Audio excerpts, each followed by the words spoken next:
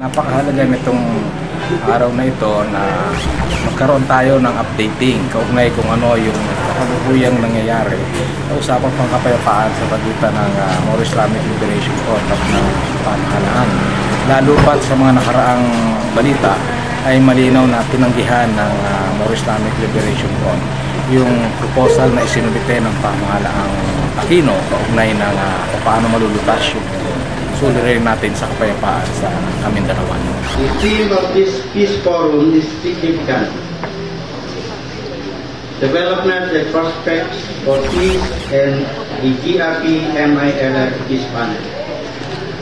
But whether or not there will be peace at last will be a matter of perception. Kasi nakasalang yung buwet usapin ng mamamayang Moro at hindi ng mamamayang Pilipino, no? Dahil ang layunin naman ng pag-uusap ay kung paano malulutas sa mapayapang paraan yung hidwaan sa pagitan ng mamamayang Moro at ng pamahalaan sa kasalukuyan.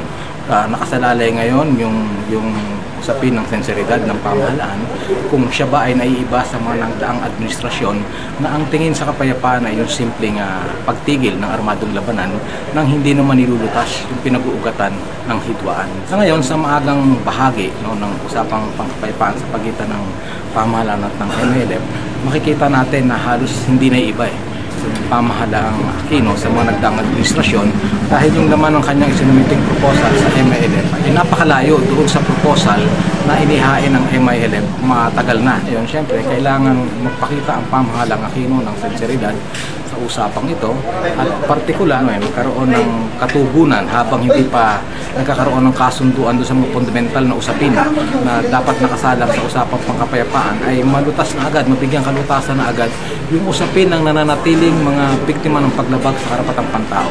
Espesipiko sa usapin ng human rights violation ay yung mga nakadetili pang Moro sa kasalukuyan na may higit sa 100 sa kasalukuyan ng mga bilanggong politikal na Moro at mga biktima ng pampulitikang panunupin ng nakarang administrasyon na hanggang sa kasalukuyan ay nakakulong pa sa iba't ibang pitan sa Basilan at saka sa Camp Bagong Diwa.